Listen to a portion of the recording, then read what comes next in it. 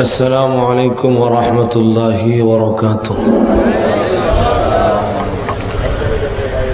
الحمد لله نحمده ونستعينه ونستغفره ونؤمن به ونتوكل عليه ونعوذ بالله من شرور أنفسنا ومن سيئات أعمالنا.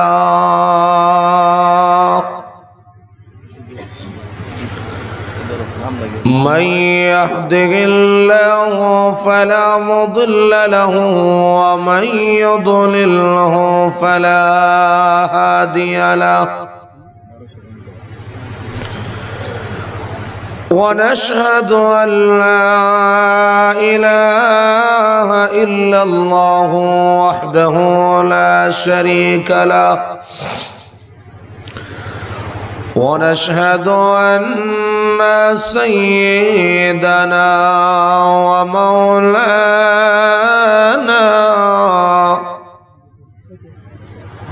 محمدًا عبده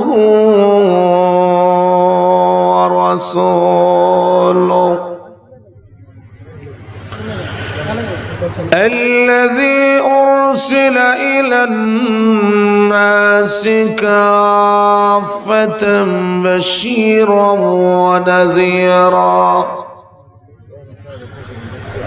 وداعيا إلى الله بإذنه وسراجا منيرا. أما بعد فقد قال الله تعالى في كلامه المجيد وفرقانه الحميد: أعوذ بالله من الشيطان الرجيم. بسم الله الرحمن الرحيم. قل اللهم مالك الملك تؤتي الملك من تشاء وتنزع الملك ممن تشاء وتعز من تشاء وتذل من تشاء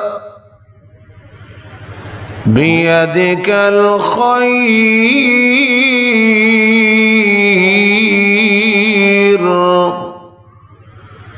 إنك على كل شيء قدير. صدق الله العظيم.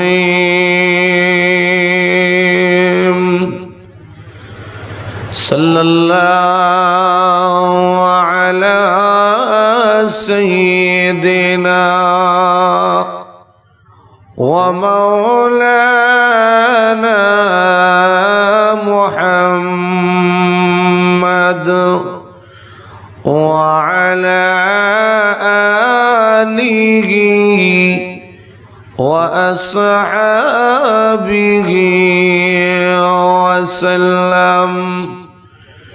صلى الله على سيدنا ومولانا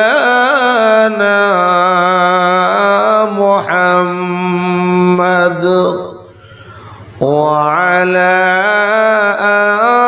آله وأصحابه وسلم بلغ العلا بكماله كشف الدجى بجماله حسنت جميع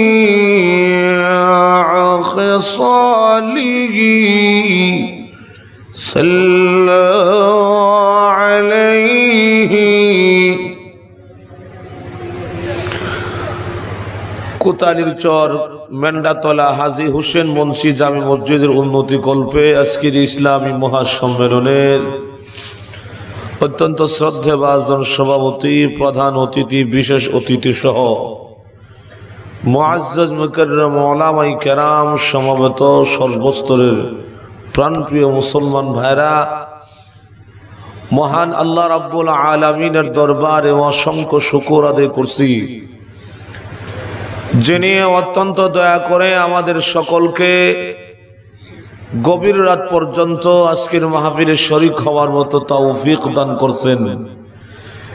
সেজন্য সে আল্লাহ পাকের দরবারে শুকর আদায় করছি। আমরা সকলেই জোরে সোরে বলি আলহামদুলিল্লাহ। আমি আপনাদের সামনে পবিত্র কোরআন শরীফের সূরাতুল আলে ইমরান থেকে 26 নম্বর আয়াতে কারিমা তিলাওয়াত করলাম। মহান আল্লাহ যদি আমাকে তৌফিক দান করেন, আপনাদের সামনে তিলাওয়াতকৃত আয়াতে কারিমাকে লক্ষ্য করে অত্যন্ত সংক্ষিপ্তভাবে কিছু কথা বলার চেষ্টা করব। ওয়া তৌফিক ইল্লা বিল্লাহ। তবে আলোচনা শুরু করার আগে আপনাদের কাছে আমি জানতে চাই, আপনারা কি শেষ পর্যন্ত থাকবেন নাকি আমাকে ফেলে চলে যাবেন? একটু জোরে কর না, কারণ মাঝে মধ্যে এখন থেকে জুতাটি চলে আসি ভাবে ওইটা চাইতেছেন গা।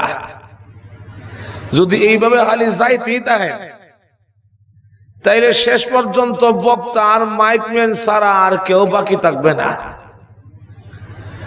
আর আমরা সবাই জানি কোথাও দাওয়াত খাইতে গেলে পোলাও, কুরমা, মুরগির রোস্ট এগুলি শেষ হয়ে গেলে সকলের পরও কিন্তু ডাউল আসে। যখন ডাউল আসবে তখন বুঝবেন যে খাবার শেষ, এখন হাত ধুয়ে বাইর যান গা। আর সবাই কিন্তু ডাইলও খাইতে চায় না। আমি তো আজকে আপনাদের মাহফিলের ডাউলের মতো বক্তা, যে শুনলে শুনলাম, না শুনলে যাবো গা।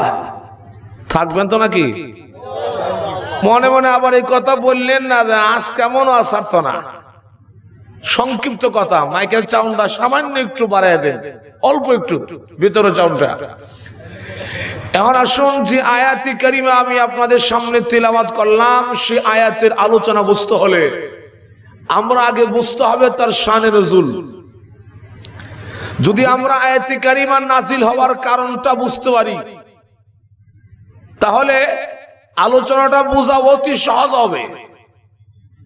শানে নজুলটা হলো আল্লাহর রাসূল সাল্লাল্লাহু আলাইহি ওয়াসাল্লামের বয়স যখন 40 বৎসর একদিন অতিবাহিত হয়, মহান আল্লাহ রাব্বুল আলামিন তার রাসূলকে ঘোষণা দিলেন, নবী গো, আজকে থেকে আপনি বলুন যে আমি মুহাম্মদ নবী হয়েছি। আজকে থেকে আপনি প্রকাশ করুন যে আমি মুহাম্মদ নবী। এখন থেকে আপনি মানুষের ধারে ধারে গিয়ে কালিমার দাওয়াত দেন। হুজুর সাল্লাল্লাহু আলাইহি ওয়াসাল্লাম যখন আরববাসীদের সামনে গিয়া দাঁড়াইয়া বলতে লাগলেন, ও মানুষ, এই আকাশ আল্লাহর, চন্দ্র সূর্য আল্লাহর, আলো বাতাস আল্লাহর, সুতরাং এই জমিনে হুকুম চলবে একমাত্র আল্লাহ। আর জোরে কর না, কার হুকুম চলবে? এইভাবে আল্লাহর রাসূল সাল্লাল্লাহু আলাইহি ওয়াসাল্লাম যখন কালিমার দাওয়াত দিতে লাগলেন, তৎকালীন সময়ে রাসূলের মধ্যে দুইটা আকর্ষণ ছিল। একটা আকর্ষণ হইল হুজুর সাল্লাল্লাহু আলাইহি ওয়াসাল্লামের জবানের কোরআনের তিলাওয়াতের আকর্ষণ, আরেকটা হলো রাসূলের উত্তম ব্যবহার, নবীর আখলাকের আকর্ষণ। এই দুইটা আকর্ষণে মুসলমানের সংখ্যা যখন বৃদ্ধি পায়, ইসলামের প্রচার প্রসার যখন বৃদ্ধি হয় তো মুসলমানের সংখ্যা বেড়ে যাওয়া, ইসলামের প্রচার প্রসার বৃদ্ধি হওয়া, এই জিনিসটা আবু জেহেল এবং ওই যুগে যারা মক্কায় নেতৃত্ব দিত বেঈমান কাফিরের গোষ্ঠীরা সহ্য করতে পারলেন না। আচ্ছা যখন না সত্যি যখন ওই যুগে আল্লাহ রসুল কালামে পাকের তিলাওয়াত করতেন, لا تحرك به لسانك لتعجل به إن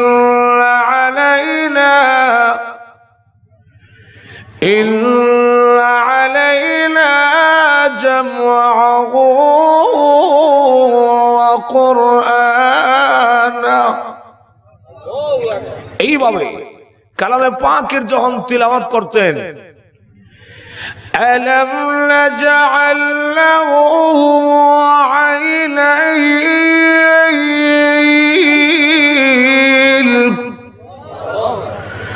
ولسانا وشفتين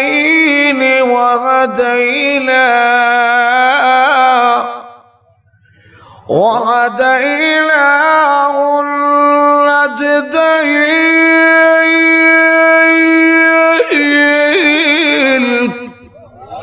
এইভাবে বিশ্বনবীর জামানের কালামে পাকের তিলাওয়াত যখন শুরু হয়ে গেল আর মুসলমানের সংখ্যা যখন বাড়তে লাগলো, এখন এই অবস্থায় মক্কার সমস্ত বেঈমান কাফিররা সকলে একটা প্ল্যাটফর্মে দাঁড়াইয়া সকলেই ঐক্যবদ্ধ হইয়া চালাইয়া দিল মুসলমানদের উপরে নির্যাতন।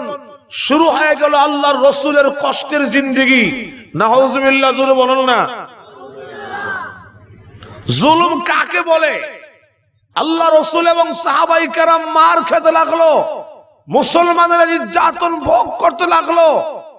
এইভাবে কষ্ট করে করে আল্লাহর রসুল সাল্লাল্লাহু আলাইহি ওয়াসাল্লামের 13 বছর মাক্কি জিন্দেগি যখন পূর্ণ হয়।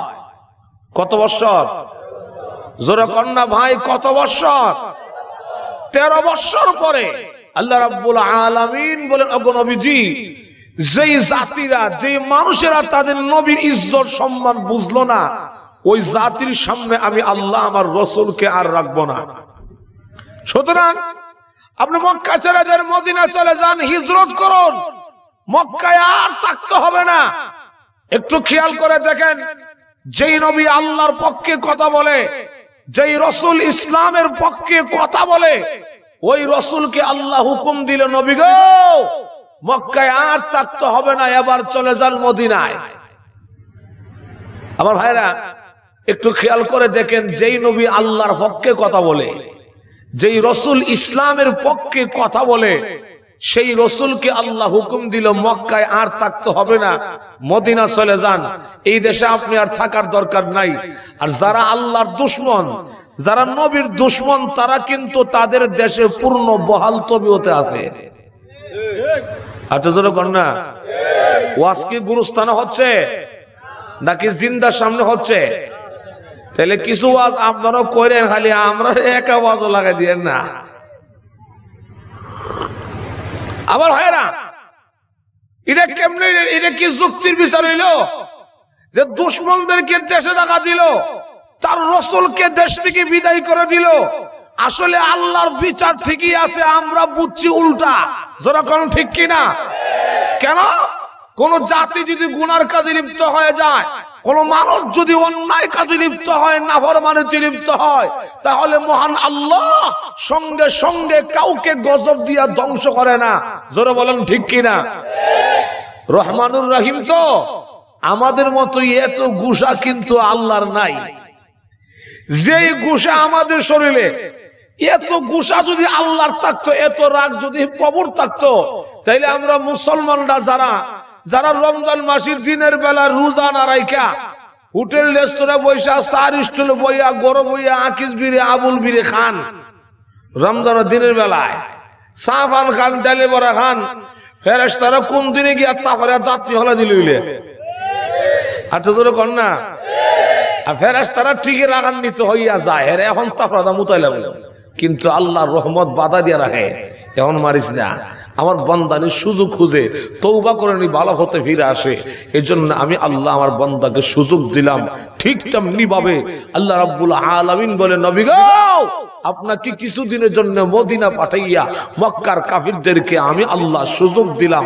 যখন ঠিক কিনা আল্লাহ ভাইরা আমার লক্ষ্য করে দেখুন, আল্লাহ নবী বিশ্ব নবী রাহমাতুল লিল আলামিন যখন গভীর রজনীতে হুজুরা শরীফ থেকে বের হইয়া মদিনার দিকে যখন রওনা হয়ে গেল, মদিনার দিকে যাওয়ার পথে আল্লাহর নবী কাবা ঘরের সামনে গিয়া দাঁড়াইয়া আল্লাহর ঘর খানায় কাবার দেওয়ালে জড়াইয়া বিশ্ব নবী তখন চোখের পানিগুলো ছেড়ে দিয়া কানলে, রে মক্কার জমিন, আমি মুহাম্মদের মন চাই না তোমাকে ছেড়ে মদিনা চলে যাওয়ার জন্যে, আল্লাহ হুকুম দিয়েছে সেই জন্যে চলে যায়।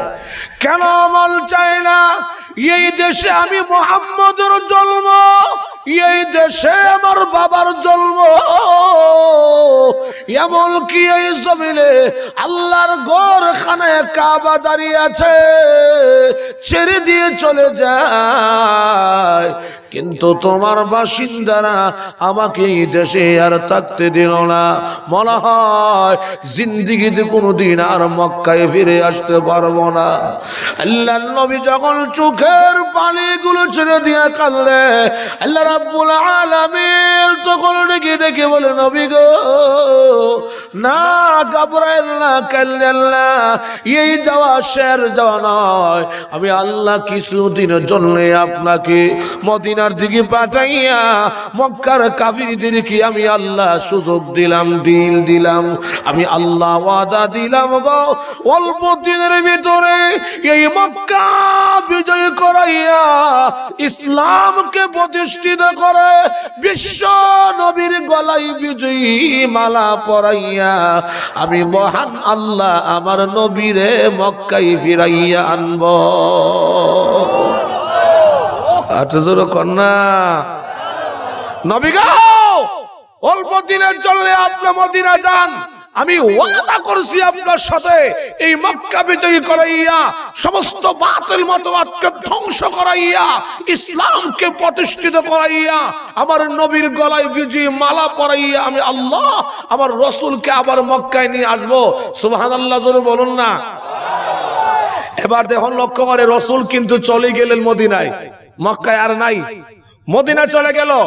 মদিনাতে গিয়েও কিন্তু নবীর জান রক্ষা করা সম্ভব হচ্ছে না। এক বছর যেতে না যেতে মক্কার সমস্ত ইসলাম বিরোধী শক্তি সকলে একটা প্ল্যাটফর্মে দাঁড়াই আওয়াজ দিল, এই দেশ থেকে ইসলাম, মুহাম্মদ, মুসলমান নামে কোন বস্তু আমরা থাকতে দিব না। নাউজুবিল্লাহ, জোরে বলুন না। সকলে একটা দিল হুঙ্কার মদিনাবাসীদেরকে, ও মদিনাওয়ালারা, ও মদিনাবাসীরা, শোনো, যে মুহাম্মদ আমাদের দেশ থেকে পলায়ন করে ভাগ্যা চলে গেল তোমাদের মদিনায়। আপনারা কি বলেন, রাসূল কি তা ভাগ্যা গেছিল গা? আরে ভাগ্যা গেছিল গা না, আল্লাহর হুকুমে গেছিল। এখন তারা বলে যে মুহাম্মদ আমাদের দেশ থেকে পলায়ন করে চলে গেল তোমাদের মদিনায়, সেই মুহাম্মদকে তোমরা আবার মক্কাতে ফেরত পাঠাও, যদি না দাও তাহলে তোমাদের মদিনাতে হামলা করা হবে।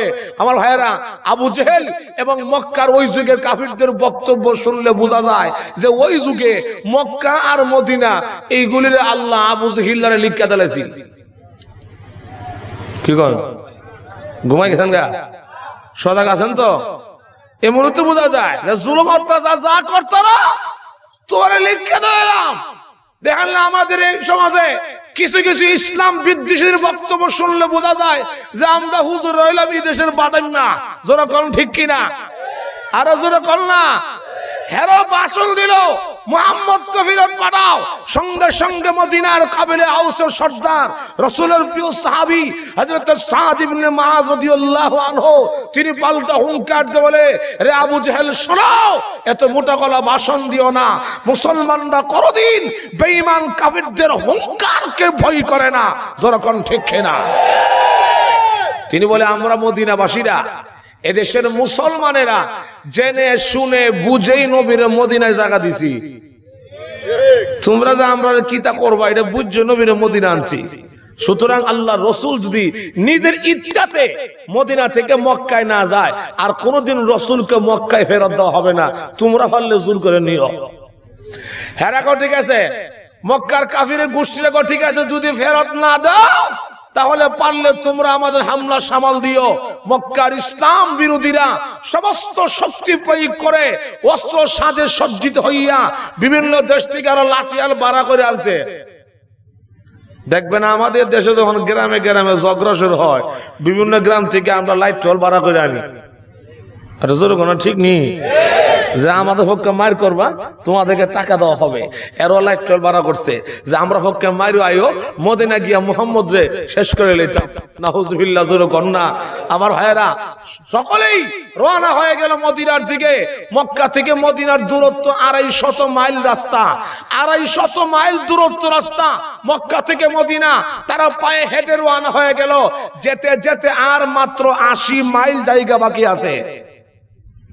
যারা মদিনা রওনা করছে, রসুলটা মারছো আল্লাহ ওই সময় দেখিনি, জোরে কন্যা দেখিনি। আর মাত্র 80 মাইল জায়গা বাকি আছে। তাহলে কম গেল না বেশি গেল? জোরে কম গেল না বেশি গেল? ঠিক ওই সময় আল্লাহ রাব্বুল আলামিন কই, জিবরাইল রে, মক্কার কাফিরদেরকে আমি আল্লাহ সুযোগ যথেষ্ট দিয়েছি, কিন্তু আর সুযোগ দেওয়া হবে না। ঘুমাই গেছেন আপনারা? সুবহানাল্লাহ, জোরে কন্যা। রাসূলের 13 বছর মক্কি জিন্দেগিতে নবী মার খাইলো, মুসলমানরা নির্যাতন ভোগ করেছে। মক্কার কাফিরদেরকে সুযোগ দিলাম, 13 বছর পরে রাসূলকে নিয়ে আসলাম মদিনায়। মক্কার কাফিরদেরকে সুযোগ দিলাম, এখন তারা মদিনার দিকে আসতেছে। এখন যদি আরো সুযোগ দেওয়া হয় তাহলে বোঝা গেল যে আমি আল্লাহর কোনো ক্ষমতা না। নাউজুবিল্লাহ, যেরকম ঠিক না? সুতরাং আর সুযোগ নয়। ও জিবরাইল, জলদি করে মদিনায় যাও, আমার নবীর কাছে জিহাদের আয়াতটা লইয়া যাও। সুবহানাল্লাহ, যেরকম কোরআন শরীফে ওই দিন ওই সময় সর্বপ্রথম আল্লাহর কোরআনে জিহাদের আয়াত নাজিল হয়। কিসের আয়াত? যেরকম কিসের আয়াত? তাহলে বোঝা গেল জিহাদের কথা আল্লাহর কোরআনও আছে না নাই? যেরকম দেখবেন কিছু কিছু পণ্ডিতেরা কয় মোল্লারা যে জিহাদ জিহাদ করে জিহাদ পাইলো গো, ফাইলে গো। জিহাদের কথা আল্লাহর কোরআনও আছে। যেরকম ঠিক কিনা? আল্লাহ কোরআনে বলেন, ইয়া আইয়ুহান নাবিয়্যু হাররিদিল মুমিনিনা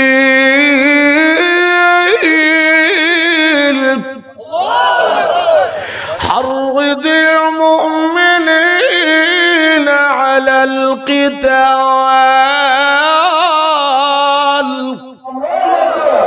নবীজি মুসলমানদেরকে উৎসাহিত করুন, সাহাবায়ে কেরামদেরকে সাহস দিন, বেঈমান কাফিরদের বিরুদ্ধে জিহাদ করে তাদের মাথা কাটার জন্য। সুবহানাল্লাহ, জনগণ।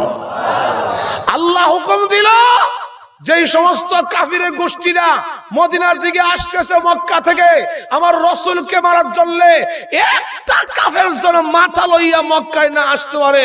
নবী গো, সব কল্লা কাটটা দিবেন। সুবহানাল্লাহ, জনগণ না।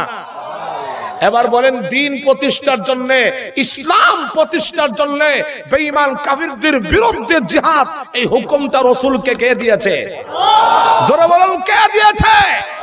সুতরাং আল্লাহর পক্ষ থেকে যেই জিহাদের হুকুম কোরআনের আয়াতের মাধ্যমে মুসলমানদেরকে নির্দেশ করা হয়েছে, আল্লাহর কসম করে বলছি, সেই জিহাদকে কখনো কোনদিন জঙ্গিবাদের সাথে আখ্যায়িত করা যায় না।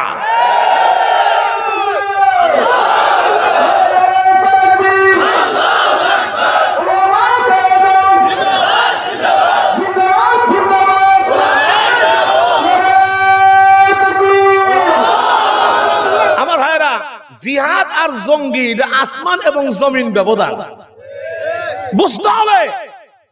জিহাদ আর জঙ্গি আসমান জমিন ব্যবধান। এবার যখন লক্ষ্য করে জিহাদের আয়াত যখন নাযিল হয়ে গেল, বিস্তারিত কথা কোনো টাইম নাই, আমরা আস্তে আস্তে উঠে যাইতেছেন গা, সুতরাং খালি সার কথাটা কয়ে লাই।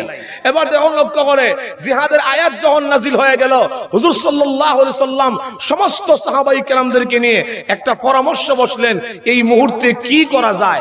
যখন নবীজি সাহাবীদেরকে নিয়ে বসলেন পরামর্শে, আর বললেন, সাহাবীরা, একদিকে সমস্যা হইল আমাদের মুসলমানদের সংখ্যা কম, কাফিরদের সংখ্যা বেশি। 2 নম্বর হইল আমরা মুসলমানরা নিরস্ত্র, কাফিরেরা অস্ত্রওয়ালা। এই মুহূর্তে কি করব, তোমরা পরামর্শ দাও। যখন নবীজি সাহাবীদের সামনে সামনে চাইলেন পরামর্শ, আপনারা কি করেন? মুনাফিক তো আগেও আছিল, জিলাপি খাবেন না? মুনাফিক জিলাপির দাম যে বাড়াই দে, যখন আসিলনি না, আজকাল তো নয়, আগেও ছিল। যেরকম ঠিক কিনা? মুনাফিকরা আগে দাঁড়াইছে, দেখেন হেরা মিষ্টি কথাটা কিতা। হেরা বলি, ইয়া রাসূলুল্লাহ, আমাদের পরামর্শ হইল যেহেতু আমাদের মুসলমানদের সংখ্যা কম, কাফেরদের সংখ্যা বেশি, আমরা মুসলমানরা নিরস্ত্র, কাফিররা অস্ত্রওয়ালা, সুতরাং তাদের সাথে জিহাদ কইরা মার খাইয়া মরা মানে আত্মহত্যা করা। আর আত্মহত্যা করা আমাদের ধর্মে মহাপাপ। নাউযুবিল্লাহ, জোরে কর না। হুজুর চলেন, জিহাদের দরকার নাই, আমরা যার যার ঘরে বৈশা ঘরের দরজা লাগাইয়া লা ইলাহা ইল্লা আনতা সুবহানাকা ইন্নী কুনতু মিনাজ জালিমিন, এই মুসিবত দোয়াটা বলে লাই। হুজুর জিহাদের দরকার নাই।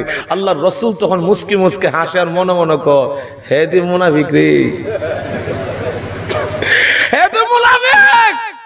কিন্তু তাদের মধ্যে যারা ছিল নবীর খাঁটি মুসলমান, হযরত সাদ ইবনে মুআয রাদিয়াল্লাহু আনহু, তিনি লাফ দিয়ে দাঁড়া বলে, ইয়া রাসূলুল্লাহ, নবী গো, আমরা মুসলমানদের সংখ্যা আমরা কম থাকতে পারি, আমরা মুসলমানরা নিরস্ত্র হতে পারি, কিন্তু ওগো নবীজি, আমাদের এই দেহে জান তো আছে। আর তো জোরে কর না। ওগো আল্লাহর নবী, ইয়া রাসূলুল্লাহ, ইয়া হাবিবাল্লাহ, মহান আল্লাহ রাব্বুল আলামিন কোরআনে আয়াতের মাধ্যমে আপনাকে হুকুম দিয়েছে বেঈমান কাফিরদের বিরুদ্ধে জিহাদ করার জন্য। নবী গো, দেরি করবেন না, আপনি আমাদেরকে জিহাদ করার জন্য অনুমতি দেন, পরামর্শ দেন। ওগো নবীজি, যুদ্ধের ময়দানে আল্লাহ নবীকে সামনে রাখে নবীর চতুর্দিক থেকে আমরা সাহাবীরা বেঈমান কাফিরদের বিরুদ্ধে লড়াই করব। আল্লাহর কসম করে বলি, আমাদের শরীরে এক বিন্দু পরিমাণ রক্ত থাকতে আল্লাহর নবীকে জিহাদের ময়দানে রেখে আমরা সাহাবীরা 1 ইঞ্চিও পিছপা হব না। হুজুর, আমরা তো মুসা নবীর উম্মত না, আমরা বিশ্ব নবীর উম্মত। যেরকম ঠিক কিনা? তারা বলছিল মুসা নবীর উম্মতেরা ওনার মুসা নবীরে, ওগো নবীজি, মুসা জিহাদ করবেন ফেরাউনের বিরুদ্ধে। তিনি করতাম তো। হেরা উঠটা, ঠিক আছে, আপনারা আল্লাহর লইয়া যান, আমরা আল্লাহর লইয়া জিহাদ করেন। হুজুর, আমরা বিশ্ব নবীর উম্মত, সুতরাং আমাদের শরীরে এক বিন্দু পরিমাণ রক্ত থাকতে ইসলামকে আমরা কোনদিন লজ্জিত হতে দেব না। যারা বলেন ঠিক কিনা? আমার ভাইয়েরা, ওই যুগে আল্লাহ আজ থেকে ১৫০০ বছর আগে কোরআন শরীফে জিহাদের আয়াত নাজিল করে বলছিলেন, নবী গো, মক্কার বেঈমান কাফিরদেরকে আর সুযোগ দেওয়া যায় না, জিহাদের ডিক্লার দিলাম। ঠিক তেমনি ভাবে বর্তমান সময়ে আমাদের বাংলাদেশের মুসলমানদের প্রাণের দাবি হলো, নবীর দুশমন নাস্তিক মুরতাদদেরকে আর সুযোগ দেওয়া হবে না।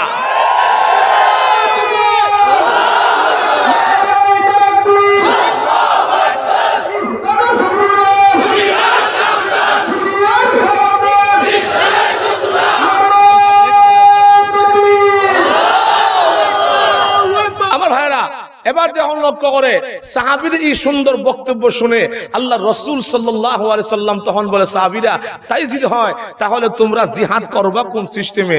সিস্টেমটা আগে বাতাও। অনেক সময় দেখবেন ঝগড়া শুরু হয়ে গেলে মানুষের সংখ্যা বেশি থাকলেও ঝগড়া করার সিস্টেম না জানলে কিন্তু ফিডা খাইয়া লাগে।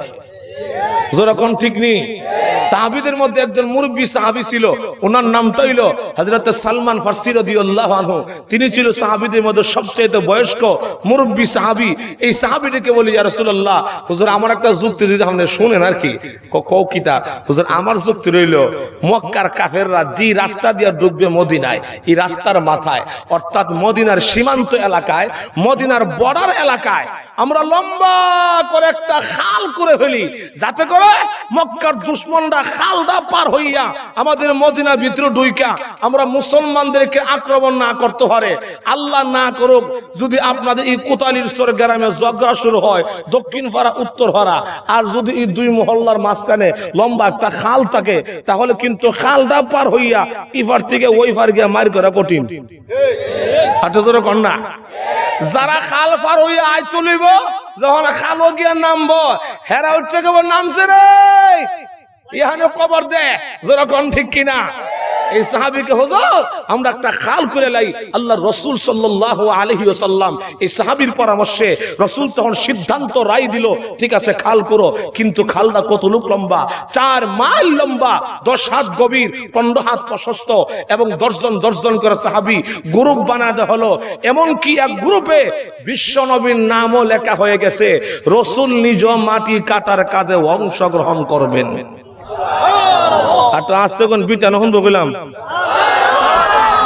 আমার ভাইরা দেখেন, নেতা কারে বলে, আমির কাকে বলে? রাসূল বলে আমি মাটি কাটবো, আমার নাম তো লেহ। আর আমরার আমিরের হালত হইল জিহাদ জিহাদ জিহাদ চাই, লাগা গেলে হগলের আগে আমি গিয়া পলাই। যেরকম ঠিক কিনা? কিন্তু রাসূল বলে আমার নাম তো লেহ, আমি নিজেও মাটি কাটবো। আল্লাহু আকবার। সাহাবাই কেরাম কেমন একটা বিপদের সম্মুখীন। ওইদিকে সাহাবীদের বাড়িতে বউ বাচ্চার ইজ্জতের গ্যারান্টি নাই, বাড়ি ঘর ধনসম্পদের নিরাপত্তার গ্যারান্টি নাই। তারপরে সাহাবীরা 3 দিন 4 দিন ধরে না খাইয়া পেটের খিদা, একজন সাহাবী লম্বা হয়ে গেছে। তাহলে আমরা কথাটা কইলাই, ফেরে যখন বুক থাকে মাটি কাটুন দূরের কথা, বালা কথা যেগুলো সে দুইটা জায়গা। যেরকম ঠিক নেই। বিশ্বাস যদি না হয়, রমজান মাসে জোহরের নামাজের পরে অথবা আসর নামাজের পরে রমজান মাসে কোন রোজদার বুড়া চাচারা বালা বড়া জিগাই দিচ্ছেন, খালি উদ্দরে কয়েন চাচা ভালো আছেন, দেখবেন কইবা গার বুড়া হের বাড়ি করে হে আমার মস্কারি করে কইছেন বালা কথা বেড়া সে ছুটে গেছে গা, খেলে এসে তুলছে বেড়া ফেটে ভিতরে মাল নাই। ঠিক কিনা? সাহাবাই কেরাম বড় কষ্ট ত্যাগ স্বীকার করে, খানা নাই, লম্বা হয়ে গেছে পেটের খিদায়, কিন্তু মাটি কাটতে লাগলেন। কিন্তু যেই সাহাবী পরামর্শ দিয়েছিলেন খাল খনন করার জন্য, সালমান ফারসি রাদিয়াল্লাহু আনহু, এই সাহাবীর 10 হাত বন্দুকের ভিতরে মাটির নিচে এমন বিশাল একটা পাথর পড়ে গেল, যে পাথরটা ভাঙন সম্ভব না, এখান থেকে তুইলা দূরে নিয়ে সরানিও সম্ভব না। সুবহানাল্লাহ, জোরে কর না। গেছে সংবাদ রাসূলের দরবারে, ইয়া রাসূলুল্লাহ এখন পাথরটা কিটা করতাম? আল্লাহ রাসূল তখন নিজে গর্তের ভিতরে নামছে, নাইমা কুদালটা হাতে লইয়া রাসূল তখন কুদালে উল্টা পিঠ দিয়া নারে তাকবীর আল্লাহু আকবার স্লোগান দিয়া এমন জোরে আঘাত করলো পাথরটির গায়ে, সঙ্গে সঙ্গে পাথরটা 2টা টুকরা হয়ে গেল। সুবহানাল্লাহ, জোরে কর না। টুকরা তো হবে না, আমাদের নবীকে আল্লাহ শক্তি কেমন দিয়েছিল? আপনি আমার মতো, আরে আপনি আমার মতো। এই দুনিয়ার 4000 ফালওয়ানের গায়ে যে শক্তি, সমান একা শক্তি মহান আল্লাহ তার রাসূলকে দান করছেন। যখন পাথরটা টুকরা হয়ে গেল, আল্লাহর রাসূল তখন মুস্কি হাসি দেয়া কয় আলহামদুলিল্লাহ। সুবহানাল্লাহ, জোরে কর না। সাহাবীরা জিজ্ঞাসা করলেন, ইয়া রাসূলুল্লাহ, নবী গো আলহামদুলিল্লাহ কেন বললেন? তা তো বুঝলাম, কিন্তু মুস্কি হাসি দিলেন কেন? হুজুর মুস্কি হাসি দিলেন কেন? রাসূল বলেন, সাহাবীরা তোমরা শোনো, আমি যখন পাথরে আঘাত করছি টুকরা হয়েছে ঠিক, কিন্তু তার মধ্যে আগুন জ্বলে উঠছে। আগুনের ফোকাসের মধ্যে, আগুনের পাওয়ারের মধ্যে মহান আল্লাহ তার কুদরতি সিস্টেমে আমার চোখের সামনে ওই যে রোম এবং পারস্য, এই 2টা রাষ্ট্রের সমস্ত রাজপ্রাসাদ, সকল বালাখানা, সকল বিল্ডিং গুলি, পুরা শহর মহান আল্লাহ আমার চোখের সামনে তুলে ধরছেন। আর জিবরাইল আলাইহিস সালাতু ওয়াস সালাম আমার কানে কানে বলে গেছেন, ইয়া রাসূলুল্লাহ আপনি ঘাবড়ে গেছেন, ভয় পাইছেন, মক্কার কাফেররা আসতেছে, মদিনা থেকে ইসলামকে ধ্বংস ধ্বংস করবে, মুসলমানদেরকে নিশ্চিহ্ন করে ফেলবে। আপনি ঘাবড়াইছেন? হুজুর ঘাবড়ায়েন না, তারা তো এই দেশ থেকে ইসলাম মুসলমানদেরকে নিশ্চিহ্ন করতে পারবেই না। এমনকি ওই যে রোম আর পারস্য দেখা যায়, দুইটা রাষ্ট্র অল্প দিনের ভিতরে আপনার উম্মতের দখলে চলে আসবে। এত জোরে কন্যা সুবহানাল্লাহ। এখন যেমন বর্তমানে ভারত আমেরিকা যেমন শক্তিশালী, ওই যুগে তৎকালীন সময়ে রোম আর পারস্য তেমন শক্তিশালী ছিল।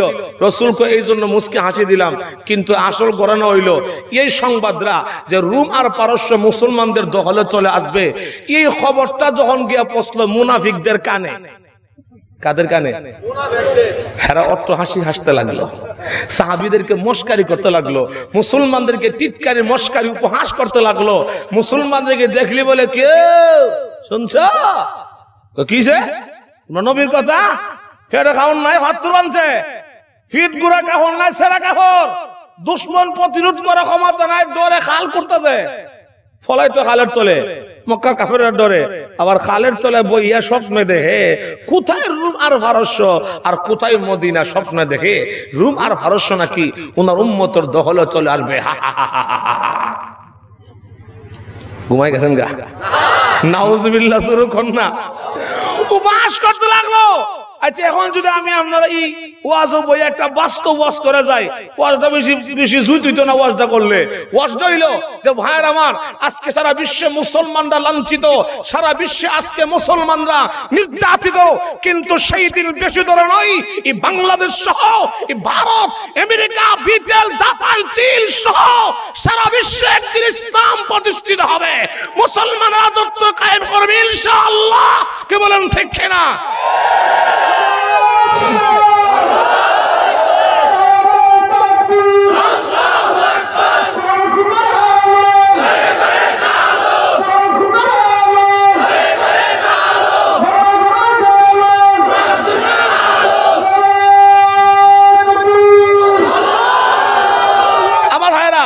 এই ওয়াজ এখন করলে সারা বিশ্বে একদিন কোনো না কোনো দিন মুসলমানদের দখলে চলে আসবে, সারা বিশ্বে একদিন মুসলমানরা রাজত্ব কায়েম করবে। আগামীকাল সকালে চার স্টলে বইয়া কিছু কিছু মুনাফিক মার্কা মুসলমানরা বলবে, একটা একটা জিজ্ঞেস কি শুনছনি গত রাতে মোল্লার ওয়াজটা? জোরে কর না। তো যারা জিজ্ঞাসা তাকে কিতাব কইছে, আমি তো বাজ ঘুরতে আসতাম, শুনছি না। তখন কইবা হুজুর রাখার তোলে মারি নাই, মারি বিলে নাই, আর কেমন অ্যালার্জি দেখেন। হুজুর রাখার তোলে মারি নাই, আবার ওয়াজ বইয়া বইয়া ভারত আমেরিকা স্বপ্ন দেখে, বাংলাদেশে দেখা হইতেছে না। জোরে কোন ঠিক নেই?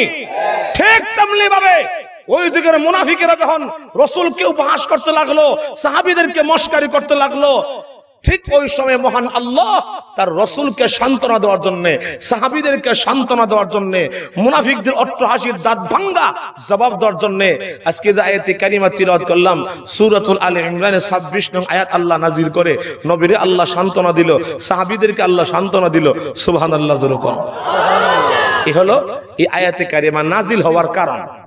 আল্লাহ রাব্বুল আলামিন বলেন, قل اللهم مالك الملك تؤتي الملك من تشاء وتنزع الملك ممن تشاء। আল্লাহ রাব্বুল আলামিন বলেন, কুল, ওগো নবীজি আপনি মুনাফিকদেরকে জানাইয়া দিন, আল্লাহুম্মা মালিকাল মুলক, আয় আল্লাহ তুমি হলে পৃথিবীর মালিক, তুমি আল্লাহ হলো সর্বভৌমত্বের মালিক। আপনারা বড় পৃথিবীর মালিক কে? আরো জোরে কোন। আসমানের মালিক কে? জমিনের মালিক কে? চন্দ্র সূর্যের মালিক কে? তুতিল মুলকা মান তাশা,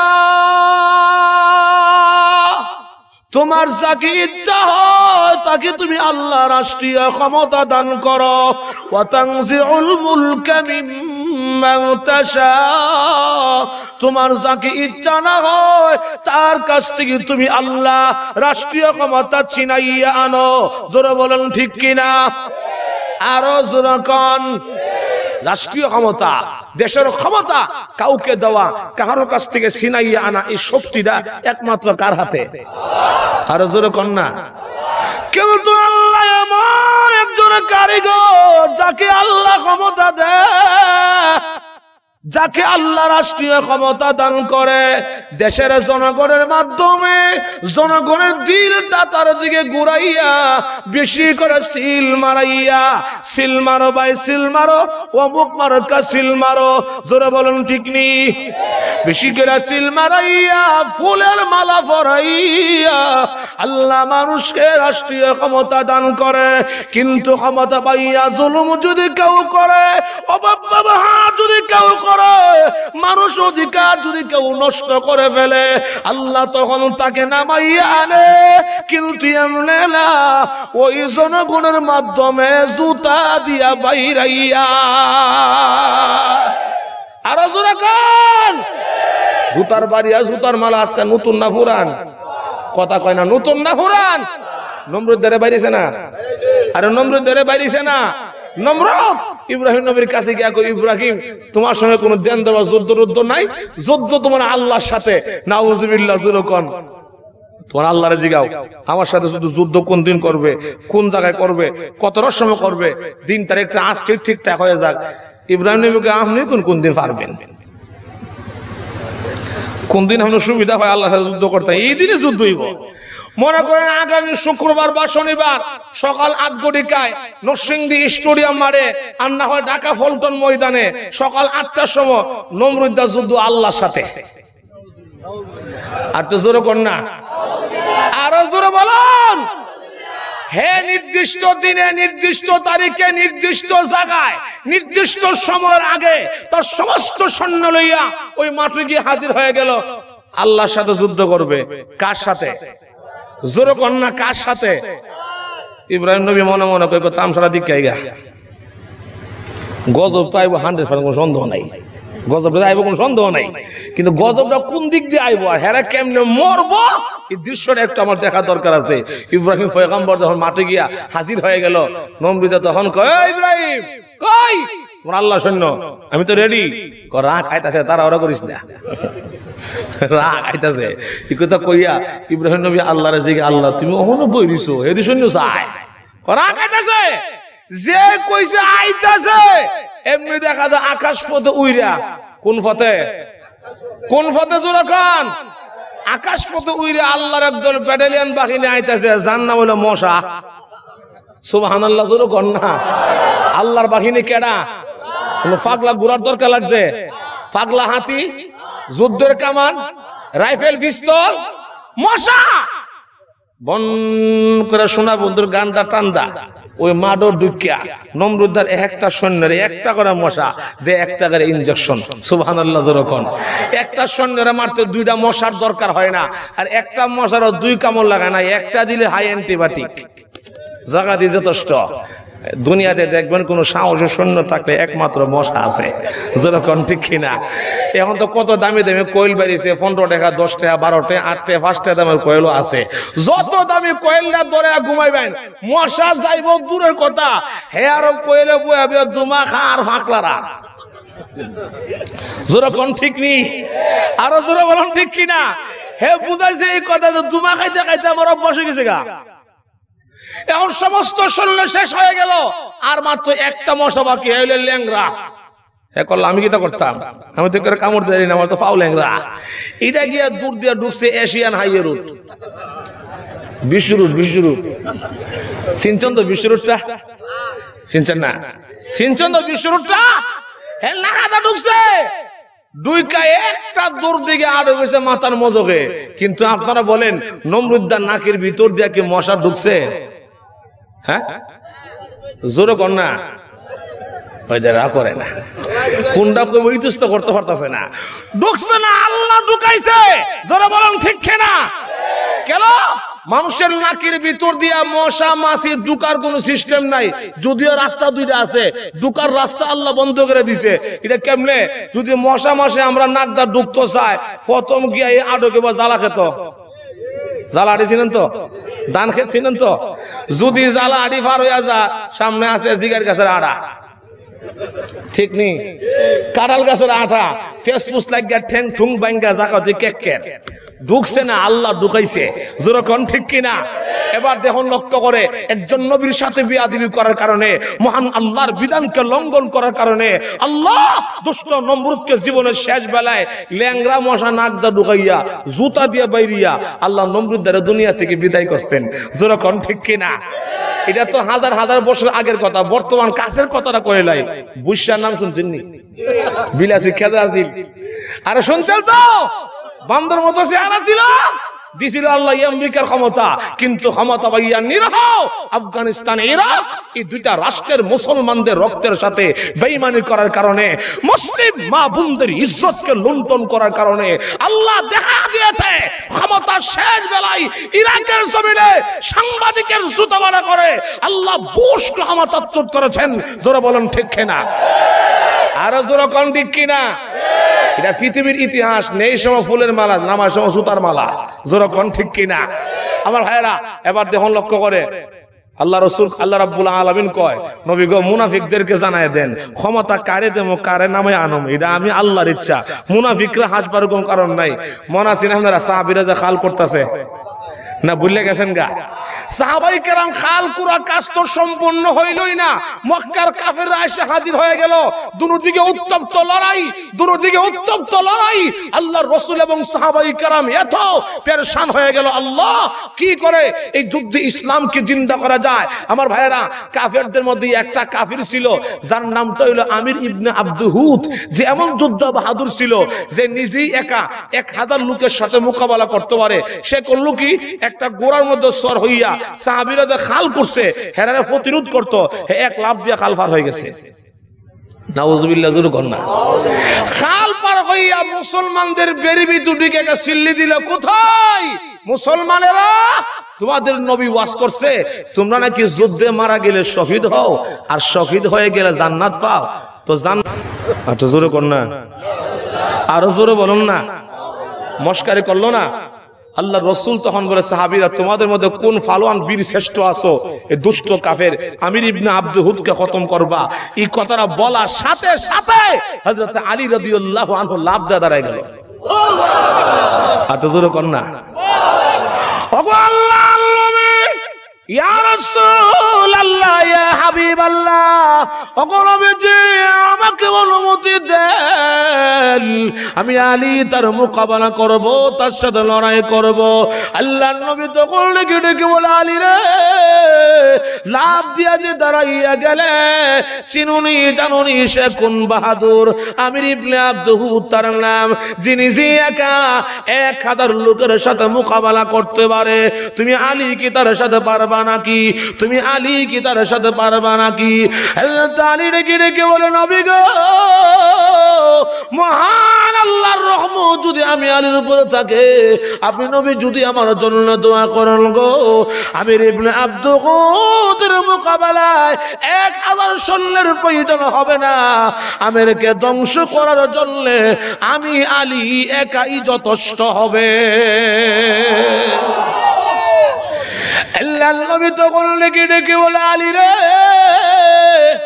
যাও, অনুমতি দিয়েছি, তলোয়ার নিয়ে যাও। হযরত আলী রাদিয়াল্লাহু আনহু যুদ্ধের পোশাক লাগাইয়া ঢাল তলোয়ার লইয়া ঘোড়ার মধ্যে সওয়ার হইয়া রওনা হয়ে গেল আমির ইবনে আব্দুহুদের দিকে। ওই দিকে আল্লাহর নবী চোখের পানিগুলো ছেড়ে দিয়া কাল দিয়া তখন ডেকে ডেকে বলে, প্রভু গো, আল্লাহ, আমার আলীকে আমি নবী তোমার কাছে আমানতে ছেড়ে দিলাম। আর জোরে বলুন না সুবহানাল্লাহ। হযরত আলী রাদিয়াল্লাহু আনহু আমির ইবনে আব্দুহুদের সামনে গিয়া তখন দাঁড়াইয়া ডেকে ডেকে বলে, আমির রে, এ আমির, ডাকছিলে মুসলমানদেরকে তোমার সাথে লড়াই করার জন্য। মুসলমানদের পক্ষ থেকে আমি আলী এসেছি, রেডি হও, এখন তোমার সাথে আমার লড়াই হবে। আমির ইবনে আব্দুহুদ বলে, আলী রে, বাড়ি হইল মক্কা, ভাগ্যাইছ মদিনা। নাউজুবিল্লাহ, জোরে কর না। আলী রে, ওর বাড়ি মক্কা, মদিনা ভাগ্য আইছো, বাবার নাম তোমার আবু তালিব, সম্পর্কে তুমি আমার চাচাতো ভাই লাগো, তোর বাড়ি মক্কা আমার বাড়িও মক্কা, তুই আমার দেশের মানুষ, তোর মারলে আমার মায়া লাগে। আলী রে তুই না, তুমি ফিরে চলে যাও। তোমাদেরকে তারা এই দেশে আশ্রয় দিছে, এই মদিনা স্থানীয় মুসলমান যারা, হেরা রে একটা ফাড়াও না। হযরত আলী কয় দেখ বেহুদা কথা কইয়া টাইমটা নষ্ট করিস না। আর তো জোরে কর না, আর জোরে কর। যে কামে ডাকছ জলদি কামটা স্টার্ট কর। আমির ইবনে আব্দুহুদ বলে আলী রে ছেলে বয়সের রক্ত খুব গরম, আমি চাই না তোমার জীবনকে শেষ করতে, এখনো সময় আছে তুমি চলে যাও, এখনো সময় আছে তুমি চলে যাও। নাউজুবিল্লাহ জোরে কর না। হযরত আলী রাদিয়াল্লাহু আনহু তখন রেখে হলো কিরামে মুসলমানরা কোনদিন মরণকে বই করে না। যে দিল থেকে বিশ্বাস করেছি আমার আল্লাহ ছাড়া কোনো মাবুদ নাই, যে দিল থেকে নবীর হাত ধরে কালেমা পড়ে মুসলমান হয়ে গেলাম, সেই দিন থেকে আমি আলীর জীবন, আমার মরণ, আমার সব কিছু আমি আলী আমার মহান আল্লাহ রাব্বুল আলামিনের রাস্তায় ওয়াকফ করে দিয়েছি। قل إن صلاتي ونسكي ومحياي ومماتي لله رب العالمين।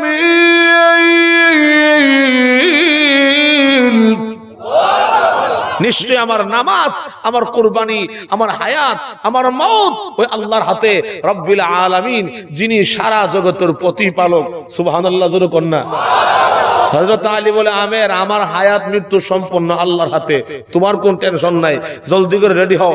আমির ইবনে আব্দুহুদ তখন কয় এতজন তোমার শখ আমার সাথে মার করতা, তো তুমি আলী তো ছেলে বয়সের, একটা সুযোগ আমি তোমারে দেওয়া লাগে, সুযোগটা হইলো তুমি আলী আগে আমাকে আক্রমণ করো। হযরত আলী বলে এত ওর বোকা আমি না, তুই আগে আমার হামলা কর, আমি পারলে আমার জীবন বাঁচা তোর কাছে আইস করতাম। সুবহানাল্লাহ জোরে কর না। আমির ইবনে আব্দুহুদ না না না, তুমি ছেলে বয়সের, তুমি আগে আমাকে হামলা করো। হযরত আলী বলে আমের তোর কোন সময় সাইজ করলাম বলে, কিন্তু আমার রাসূল নিষেধ করছে, ইসলাম নিষেধ করেছে মুসলমানরা আক্রান্ত না হইলে অন্যায় ভাবে কোন দুশমনকে আক্রমণ করতে রাসূল নিষেধ করছে। আর তো জোরে কর না, আরো জোরে বলুন। আমার ভাইরা একটু খেয়াল করুন, হযরত আলীর এই কথাটা, ইসলাম আগে হামলা করা, কাহার উপর অন্যায় ভাবে ঝাঁপায়ে পড়া, সন্ত্রাসী আর জঙ্গিবাদী ইসলাম সমর্থন করে না। জোরে বলেন ঠিক কিনা? যদি এই কথাটা আমাদের দেশের সকল বুদ্ধিজীবীরা বিশ্বাস করত, তাহলে সন্ত্রাসী আর জঙ্গির কাদা আমরা হুজুররা গারো আইলো না হইলে। জোরে বলেন ঠিক কিনা? আল্লাহ, শুধু একটা প্রশ্নের জবাব দেন, বাংলাদেশ স্বাধীন হওয়ার পর থেকে না আজকে এই পর্যন্ত আপনারা কয়দিন দেখছেন পত্র পত্রিকায়, টেলিভিশনে, হেডলাইনে, নিউজে এই দেশের রাজপথে মাদ্রাসাগুলির সামনে হুজুররা মাইর কইরা অন্তত একজন হুজুর মারা গেছে? জীবনে দেখছেন? জীবনে পত্রিকা শুনছেন যে হুজুররা মাইর কইরা একজন হুজুর ঠ্যাং ভেঙে লেছে? জীবনে শুনছে? কিন্তু এমন খবর প্রত্যেকদিন হেডলাইনে আসে, অমুক ভার্সিটিতে, অমুক কলেজে, অমুক বিশ্ববিদ্যালয়ে, অমুক রাজপথে হেরা মার করে 3টার ঠ্যাং নাই, 2টার খেলা নাই। জোরে কল ঠিক কিনা? তারপরও তাদের কাঁধে সন্ত্রাসীর কাদা লাগে না কেন? এদেশের মোল্লারা দুর্বল গোষ্ঠী। জোরে কোন ঠিক কিনা? আমরা বেয়াদবি করতে জানি না, এ খোদার কসম আমরা জঙ্গিবাদী না। জোরে কোন ঠিক কিনা? কসম যে বিশ্বাস না করে ঈমানও কমতি আছে। আল্লাহর কসম আমরা সন্ত্রাসের জঙ্গি নয়। জোরে বলেন ঠিক কিনা? এখন পাল্টা গোড়াইয়া মারি না দিকা দুষ্টা আমদার গারো। একটা গল্প কইতাম নি, দুই বিয়াই সাহেব ডাইনিং টেবিলে খানা লয়ে বইছে, রুই মাছ, কই মাছ, ইলিশ মাছ, বল মাছ, মুরগির রোস্ট, পোলাও, কুরমা, বাজি সব রেডি আছে, সুগ্রামযুক্ত খাবার। তো দুই বিয়াই যখন খানা স্টার্ট করলো, দুই বিয়াই সাহেবের ফেডে একটু টাবল সমস্যা। কিছুক্ষণ পরে একজন বিয়াই 1 টাকা বাতাস ছাড়ে। বাতাসটা কোন বাতাস পর্যন্ত না, এটা ব্যাংকা করতেইব। তো যে বিয়াই বাতাস ছাড়ে, উনি ওনার নিজের নির্দোষ প্রমাণ করার জন্য উনি গিয়া তাফরা মারে বাড়ি দারোয়ান রে, বিয়াই দোষ না। আপনারা কোন বাতাসটা আমার লোকেটা কথা কয় না, আর বাতাস দিছে কাটা, সর মারছে কারে, আর জোরে কন না। তো কিছুক্ষণ পরে ফাঁসির বিয়ায় উনিও আর একটা বাতাস ছাড়ে, উনিও বাতাস ছাড়ে দিশা পয়সা না হইয়া নিজের নির্দোষ প্রমাণ করার জন্য, ফেরেশতা প্রমাণ করার জন্য উনি গেতা ফোনা মারে বাড়ির দারোয়ানরা, আরে বিয়াই দোষ না কোন দেখাচ্ছ। আমরা কোন বাতাস দিল কেডা, সর মারছে কারে, হেরা দুইজন সরাসরি হের দুই গাল গেছে লাল হইয়া। এখন দারোয়ান মনে মনে করে যেমনি হেরা আমার সর শুরু করছে, যদি আমি প্রতিবাদ না করি সর খাইয়া মরণ লাগবে আমার অনেক। এখন দারোয়ান স্যার একটা কথা কইতাম, কস না কেতা কইবে, বাতাস তো আমি একটু দিলাম না, বাতাস মারলেন আপনার দুই বিয়ায়, সর মারলেন আমার, এটা কোন সংবিধান, কোন সংবিধান? একজন দোষ করবে আর তার দুজন অন্যরা মার খাবে, শাস্তি ভোগ করবে, এটা কোন সংবিধান? ধরে কোন ঠিক কেনা? এখন হেরা দিছে আসল কথা বইলে, এই অত সংবিধান মারাইস না তুই, আমরা বাড়ি দারোয়ান সাহর গেটম্যান, জোরে কোন ঠিক কিনা? ফালতা আমরা গুড়ায় সর দেওয়ার ক্ষমতা তোর নাই, এই জন্য আমরা দুই বিয়ে নিয়ত করছি, বাতাস দুম আমরা, সর খাইবা তুমি, জোরে কোন ঠিক কিনা? আরো জোরে কোন ঠিক কিনা? ইসলামের দুশ্মনরা নাস্তিকের দোষরা নিয়ত করছে, সন্ত্রাসী জঙ্গি যা আছে সব আমরা করব, দুষ্টা দেব দুর্বল মোল্লারা গাড়ো। আরো জোরে বলেন ঠিক কিনা? কিন্তু বিশ্বাস করতে হবে, দেখতে যদি আমরা দুর্বল, কামে কিন্তু এক নম্বর সবল। আরো জোরে কোন ঠিক কিনা? সবল কেমনে? শুরু সময় আমরা ঘর থেকে আপনারা করে খাইয়া বড় হইছি, বালা বালে খাওয়াইছেন বা খারাপ তো খাওয়াইছেন না, না বালে খাওয়াইছে, খারাপ তো খাওয়াইছেন না, ফর করে খাইয়ে বড় হইছি, মোটামুটি শক্তি মোটো কম নাই। মানুষের মুখে দাঁত কয়টা? শক্ত না নরম? জিব্বা মাত্র তোলার মতো নরম, যেরকম ঠিক নেই। 32টা দাঁতের মাঝখানে দুর্বল একটা জিব্বা। জিব্বাতে কেমন একটা বিপদ আছে দেখেন, খেয়াল করে। জিব্বা যদি যায় ডান দিকে, হেরা মারা সাপ এই দিকে যা, যদি আয়া বাম দিকে হেরা মারা সাপ সামনের দিকে যা, যদি যায় সামনের দিকে হেরা মারা সাপ ভিতর দিকে যা। ভিতরে যাবার কোনো জায়গা হই নাই, ভিতরে যাবার কোনো জায়গা হই নাই। তখন জিব্বা মাঝখানে আল্লাহ আল্লাহ, তুমি ছাড়া কোনো মাবুদ নাই।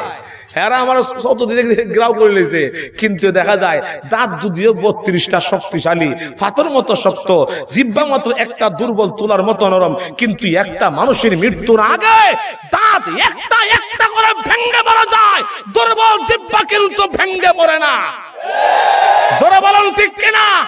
খোদার কসম করে বলছি, উলামায়ে কেরাম দুর্বল কম শক্তি, কিন্তু কোন না কোন দিন নাস্তিকদের, ইসলামের দুশমনদের কবর রচিত হবে। এই দেশে কোরআন সুন্নাহ টিকে থাকবে ইনশাআল্লাহ।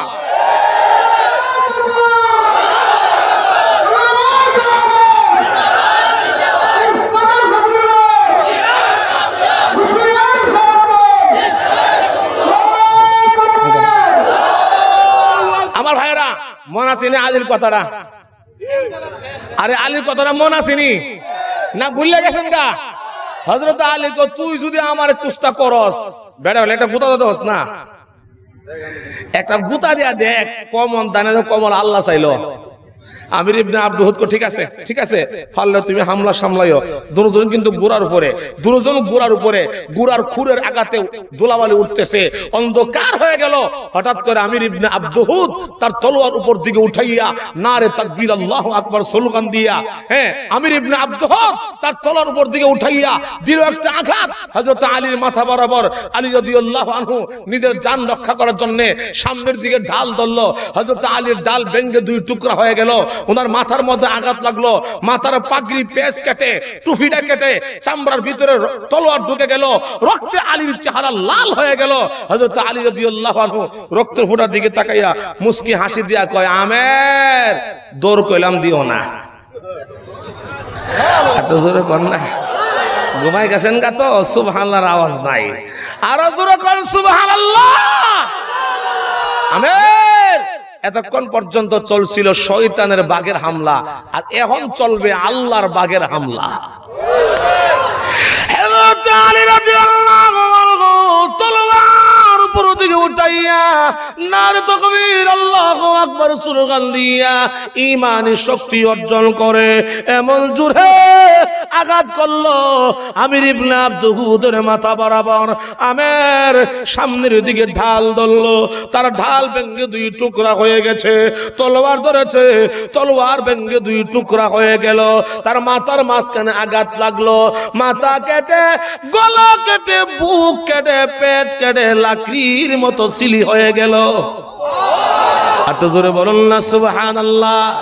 আমের দুই টুকরা হয়ে গেল। সে বসা আছিল ঘোড়ার মধ্যে, তার ঘোড়ার মধ্যে আঘাত লাগলো।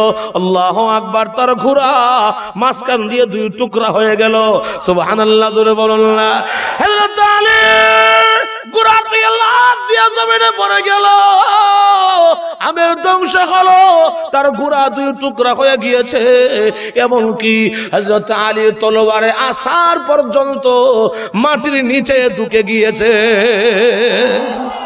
ইমানি শক্তি অর্জন করে আঘাত করলো, আমের ধ্বংস হয়ে গেল, তার গোড়া পর্যন্ত ধ্বংস হয়ে গেল। আরেকজন আসতেছিল আমির ইবনে আব্দুহুদকে সহযোগিতা করতে। হিডা ওইটা কয়, আমার নেতারা যেমনে সাইজ করছে যদি আমার ধরতে পারে আমার তো দশ হইব। হ্যাঁ ওইটা আসছে দৌড়। আলী কোন দৌড় দিস না, আল্লাহর বাগের সামনে বললে শয়তানের বাগও জান বাঁচাতে পারে না। খারাপ হিডারা শেষ করলো। সুবহানাল্লাহ, জোরে কর না। বাকি কথাটা শেষ করলে তেমনি না অসুবিধা হইতেছে আপনারা? শেষ করে লাই কথা না, মাত্র কয়েকটা কথা বাকি আছে। আল্লাহু আকবার। এবার দেখুন, লক্ষ্য করে, এখন যুদ্ধের ময়দানে যদিও সাহাবীদের সংখ্যা কম, তারা নিরস্ত্র, কিন্তু সাহাবায়ে কেরাম সেই যুদ্ধে কেমনে বিজয় অর্জন করলেন। আল্লাহু আকবার। যুদ্ধের ময়দানে আলীর সামনে যে পরে কল্লা লইয়া যাওয়া সম্ভব না। খালিদ বিন ওয়ালিদ রাদিয়াল্লাহু আনহু যখন দৌড়ানি দেয়, এরা বকরির মতো ছাগল মতো দৌড়তে থাকে। যেমন দেখা যায় যুদ্ধের ময়দানে বাঘের ছাগলটা দৌড়াইতেছে। সুবহানাল্লাহ, জোরে কর না। আবু জিল্লা যেমনে কাটা শুরু করছে এমনি কাটতে থাকলে শেষ পর্যন্ত আমার জান লইয়া মক্কা যাওয়া সম্ভব না। আমি ইহান শেষ। হে দিল দ্বারা একটা বাসন, কইতাম না হের বাসনটা কিতা। হেই মক্কার সৈন্যরা, আমার অনুসারীরা শোনো, মুসলমানদের সংখ্যা কম, তারা নিরস্ত্র, তাদেরকে তোমরা একসাথে ঘেরাও করো। এমনি 12,000 বেঈমান কাফির গোষ্ঠীরা অল্প সংখ্যক মুসলমানকে যখন চতুর্দিক থেকে ঘেরাও করে ফেলেছে, সমস্ত সাহাবায়ে কেরাম কাফিরদের বেষ্টনীর ভিতরে, আল্লাহর রাসূল খেয়াল করে দেখলেন যুদ্ধের ময়দানে একটা সাহাবীকে দেখা যাচ্ছে না। সমস্ত সাহাবায়ে কেরাম কাফিরদের বেষ্টনীর ভিতরে। রাসূল তখন পেরেশান হয়ে গেল। হঠাৎ করে আকাশের দিকে চেহারা ঘুরাইয়া আল্লাহ রাসূল এমনি দুই হাত প্রশস্ত করে একটা দোয়া ধরলেন যুদ্ধের ময়দানে। সুবহানাল্লাহ, জোরে কর। রাসূল দোয়া ধরছে দুই হাত প্রশস্ত করে এমনি, কিন্তু দোয়া ধরার সুন্নত তরিকা হলো আসল তরিকা এইভাবে হলো দোয়া ধরার তরিকা।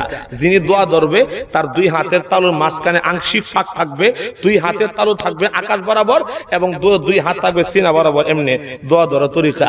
কিন্তু আমরা মুসলমানরা দোয়া ধরতাম জানি না। দোয়ার সময় আমরা অনেকে হাত তাহে না হয়, ঠিক নেই? আট জোরে কর না। অনেকে দোয়া ধরে এমনি রহমতের ওজনে হাত ফুরি দিয়েছি গা। অনেকে দোয়ার সময় এমনি আঙুল হুডা, হ্যাঁ ব্যায়াম করতো, আর দেখা হয়েছে না। দোয়ার সময় ব্যায়াম করতো, জোরে কর, ঠিক না? কিন্তু রাসূল দোয়া ধরলো দুই হাত প্রশস্ত কইরা। সুবহানাল্লাহ, জোরে কর। আল্লাহর নবী আকাশের দিকে তাকাইয়া চোখের পানিগুলো ছেড়ে দিয়া কান্দে, আর তখন ডেকে ডেকে বলে, প্রভু গো আল্লাহ, যুদ্ধের ময়দানে আমার একটা সাহাবীকেও দেখা যায় না। হে প্রভু, তোমার যদি ইচ্ছা হয় এই জমিনে তুমি আল্লাহর নামকে তুমি জিন্দা করবা, ইসলামকে তুমি জিন্দা রাখবা, তাহলে আমি নবী তোমার কাছে পড়িয়া জানাই, যুদ্ধের ময়দানে আমার সাহাবীগুলিকে তুমি একসাথে শহীদ কইরো না।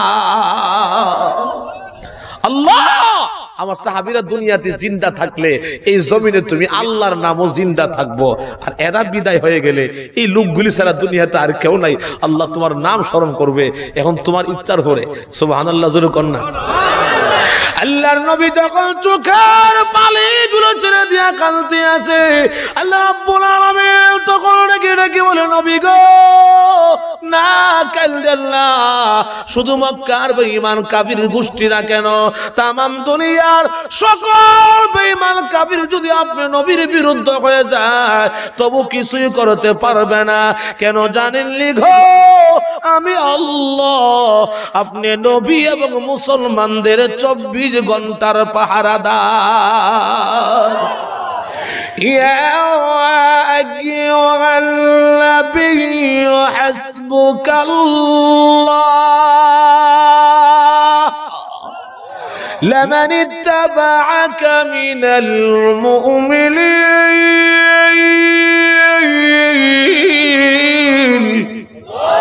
ওগো নবীজি এত পেরেশান কেন?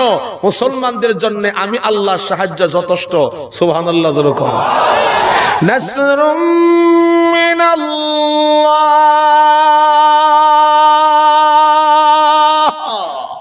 ওয়া ফাতুহুন করিব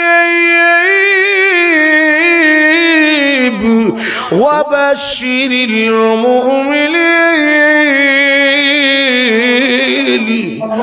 ওগো নবীজি মুসলমানদেরকে সুসংবাদ দান করুন, আমি আল্লাহর সাহায্য যখন আসবে বিজয় 100% নিশ্চিত, তার মধ্যে কোনো সন্দেহ নাই। সুবহানাল্লাহ জোরে বল। কিন্তু আল্লাহর নবী যখন চোখের পানিগুলো ছেড়ে দিয়ে কাঁদতে আছে, আল্লাহ রাব্বুল আলামিন তখন ডেকে ডেকে বলে নবী গো কাঁদেন না, আপনার মাথা একটু ডান দিকে আসমানের দিকে ঘুরান। নবী বলেন ঘুরাইলাম, আমি এমনি তাকাইয়া দেখি আমার ডান দিকের আকাশে 500 রহমতের ফেরেশতা দেখা যায়, জান্নাতি তলোয়ার লইয়া দাঁড়াইয়া আছে। আল্লাহর নবী বলেন সাহাবীরা রে, আমি দেখতে পেরেছি তাদের সেনাপতি জিবরাইল আলাইহিস সালাতু ওয়াস সালাম। সুবহানাল্লাহ জোরে বলুন না। আল্লাহ রাব্বুল আলামিন বলে গো নবীজি কাঁদেন না গো, আপনার মাথা একটু বাম দিকে আসমানের দিকে ঘুরান। নবী বলেন ঘুরাইলাম, আমি তাকাইয়া দেখি গো আমার বাম দিকে আসমানের দিকে 500 রহমতের ফেরেশতা দেখা যায়, জান্নাতি তলোয়ার লইয়া দাঁড়াইয়া আছে। আল্লাহর নবী বলেন সাহাবীরা রে, আমি দেখতে পেরেছি তাদের সেনাপতি মিকাইল আলাইহিস সালাতু ওয়াস সালাম। সুবহানাল্লাহ জোরে বলুন না। আল্লাহ রাব্বুল আলামিন বলে নবী গো কাঁদেন না গো, এই জমিনে আমি আল্লাহর নামকে জিন্দা করার জন্য, ইসলামকে জিন্দা করার জন্য, মুসলমানদেরকে বিজয় করার জন্য, বেঈমান কাফিরদের মোকাবেলায় আমি আল্লাহ আসমান থেকে এই জমিনে 1000 রহমতের ফেরেশতা পাঠাইলাম। একজন সাহাবী যুদ্ধের ময়দান থেকে ডেকে ডেকে বলি ইয়া রাসূলুল্লাহ ইয়া হাবিবাল্লাহ, ওগো নবীজি যুদ্ধের মাঠে একটা আওয়াজ শুনতে পেরেছি, আওয়াজটা কে দিয়েছে মানুষটাকে চিনতে পারলাম না। আওয়াজটা হলো কে যেন যুদ্ধের মাঠে জোরে জোরে বলতেছেন কাদ্দিম ইয়া হাইজাম, হে হাইজাম সামনের দিকে যাও, হে হাইজাম সামনের দিকে বাড়ো। নবী গো হাইজাম কি? এই আওয়াজটা বা কে দিয়েছে? আল্লাহর নবী তখন ডেকে ডেকে বলে সাহাবীরা রে, এটা দুনিয়ার কোন মানুষের কণ্ঠের আওয়াজ না, এটা হলো আল্লাহর রহমতের ফেরেশতা জিবরাইলের কণ্ঠের আওয়াজ। জিবরাইল যে ঘোড়া লইয়া জিহাদে অংশগ্রহণ করেছেন তার ঘোড়ার নামটা হলো হাইজাম। সে যখন বলতো হে হাইজাম সামনে যাও, হে হাইজাম সামনে যাও, মহান আল্লাহ জিবরাইলের কণ্ঠের আওয়াজটা আল্লাহ তোমাদের কানে পৌঁছায়া দিয়েছেন। এবার দেখুন লক্ষ্য করে যুদ্ধের ময়দানে যে আল্লাহ ওই যুগে আসমান থেকে ফেরেশতা পাঠাইয়া মুসলমানদেরকে বিজয় করার জন্য ফেরেশতা দিয়ে সাহায্য করে আল্লাহ ওই যুগে ইসলামকে জিন্দা করেছিলেন, সে আল্লাহ এখনো এই যুগে আসেনি না, পরিবর্তন হয়ে গেছে? সে আল্লাহ তো আছে। তাহলে আজকে সারা বিশ্বে মুসলমানরা এত মার খাইতেছে, আজকে ইরাক ধ্বংস হয়ে গেল, আফগানিস্তান ধ্বংস হয়ে গেল, ফিলিস্তিন তছনছ হয়ে গেছে, কোথায় আল্লাহর সাহায্য? এর একটাই কারণ, আমরা মুসলমানরা ঐক্যবদ্ধ না, আমরা একটা একটা দেখতারি না, আমরা মধ্যে নাই একতা, নাই ভালোবাসা, নাই মিল মোহাব্বত, ভালোবাসা ঐক্যবদ্ধতা। কিন্তু সাহাবাই কেরাম যদিও ছিল তাদের সংখ্যা কম, তারা নিরস্ত্র আল্লাহ, কিন্তু তাদের মধ্যে ছিল একতা, মিল মোহাব্বত, ভালোবাসা, মোহাব্বত থাকার কারণে আল্লাহ এদেরকে আসমান থেকে ফেরেশতা হটাইয়া ফেরেশতা দিয়ে সাহায্য করে আল্লাহ ওই যুগে ইসলামকে জিন্দা করেছিলেন। সুতরাং এই যুগেও আল্লাহর সাহায্য হওয়ার জন্য মুসলমানদের ঐক্যের কোনো বিকল্প নাই। যেরকম ঠিক কিনা? আল্লাহ আমাদের সকলকে তৌফিক দান করুন, আমরা যেন জীবনের সর্বহালতে আল্লাহর হুকুম রাসূলের তরিকায় হযরত সাহাবায়ে কেরামের আদর্শে আদর্শিত হইয়া ইসলামের রশ্মিকে ওই দোয়া করলাম দোয়া করে যান সাউন্ড সাসিনা করে যখন শেষ বেলা যান যে আমলে পরে দোয়া নাই এই আমল আসমানে পৌঁছে না। এটা আসমান এবং জমিনের মাঝখানে ঝুলন্ত থাকে, যখন ঠিক কিনা। এই জন্য আজকের দোয়া হতে পারে আমার জীবনের শেষ দোয়া, আমি আগামী বছরে মাহফিলে নাও থাকতে পারি, এখন গিয়ে ঘুমাইলে ঘুম থেকে জাগ্রত আমি নাও হতে পারি, যখন ঠিক কিনা। আল্লাহ আমাদের সকলকে দুনিয়াতে ইসলাম ইমান আমল মজবুত করে কবর পর্যন্ত তার তৌফিক আমাদের সকলকে আল্লাহ দান করুন। সকলে বলেন আমিন। ওয়া আখির দাওয়ানা আলহামদুলিল্লাহি রাব্বিল আলামিন ওয়া আলা আলি মুহাম্মাদ كما صليت على إبراهيم وعلى آل إبراهيم إنك حميد مجيد اللهم بارك على محمد وعلى آل محمد كما باركت على إبراهيم وعلى آل إبراهيم إنك حميد مجيد أستغفر الله إن الله غفور رحيم أستغفر الله إن الله غفور رحيم الحمد لله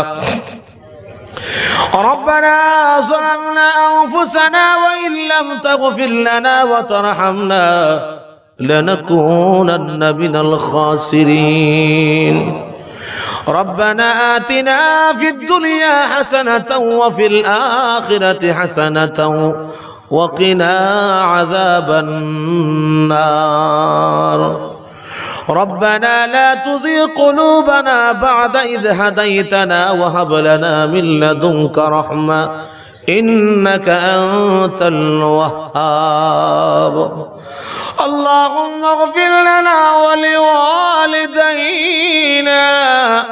رب ارحمهما كما ربياني صغيرا رب ارحمهما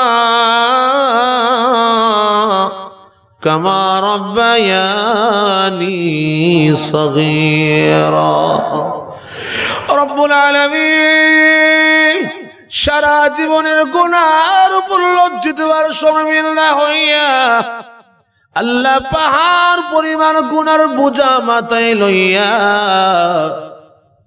রব্বুল আলামিন নজুল রহমতের সময় আল্লাহ যে সময় তোমার রহমতের গাড়ি তামাম পৃথিবীতে চক্কর লাগায় আল্লাহ আমরা কত গুনাহগার নজরুল রহমতের সময় তোমার শহীদ দরবারে হাত উঠাইলাম মেহেরবানি করে গো আমাদের জিন্দেগীর সকল গুনাহ তুমি মাফ করে দাও আল্লাহ দুনিয়াতে শয়তানের ধোঁকায় পড়ে এমন কতগুলো গুনাহ করেছি আল্লাহ দুনিয়ার কোন মানুষ এই গুনাহগুলির খবর জানে না আদা মামা আমার গুনার খবর মা জানে না বিবি জানে না সন্তান জানে না যদি জানে মা পর্যন্ত আমাকে ঘর থেকে তাড়াইয়া দিবে আমাদের গুনার খবর বিবি জানলে বিবি পর্যন্ত ঘর থেকে তাড়াইয়া দিবে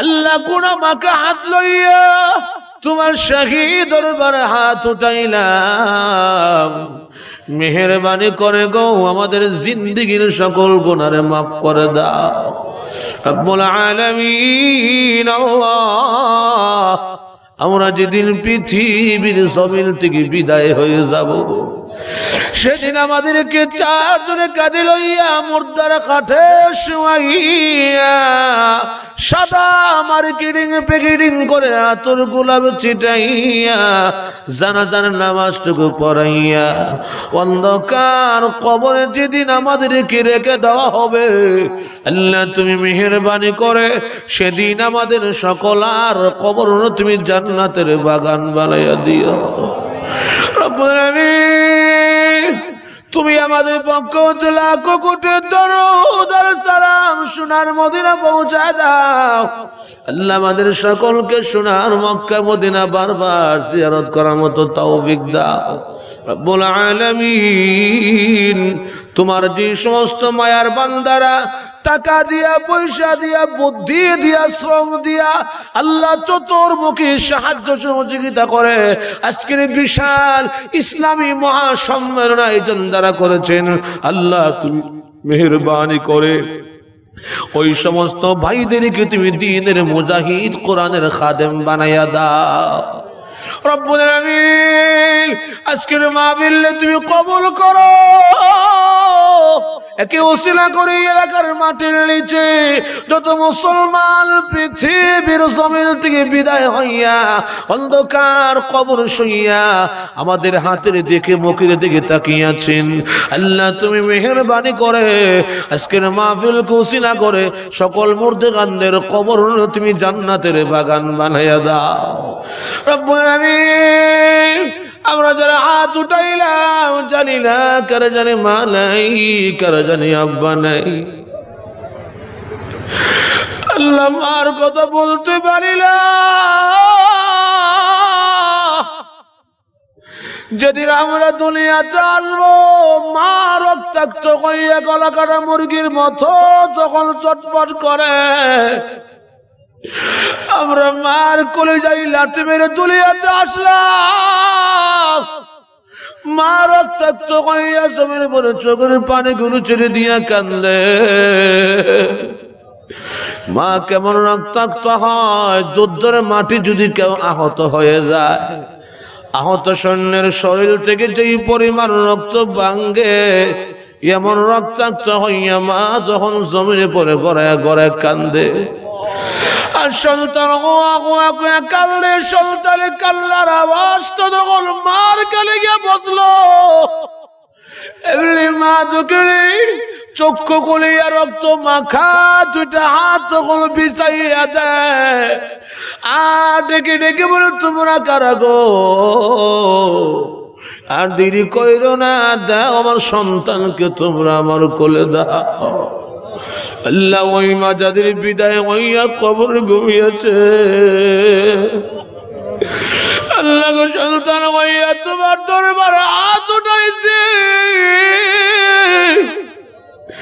আমাদের আম্মাদের কবর তুমি জান্নাতের বাগান বানাইয়া দাও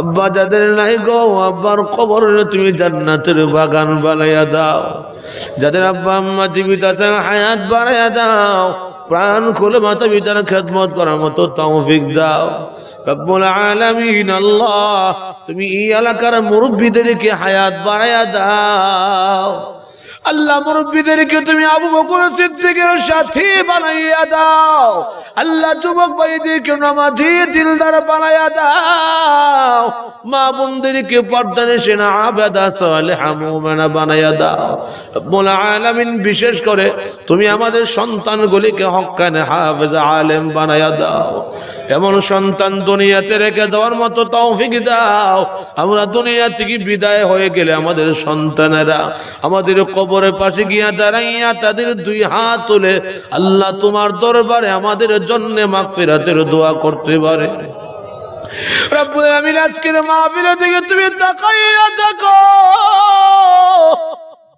গভীর রাত পর্যন্ত তোমার কত মহাব্বতের বান্দারা বাড়ি ঘর ছেড়ে দিয়া বিবি ছেড়ে দিয়া সন্তান ছেড়ে দিয়া আজকের মাহফিলে গভীর রাত পর্যন্ত বসে আছে আল্লাহ আমি গুনাহগার তাদেরকে কি দিয়া বিদায় দিব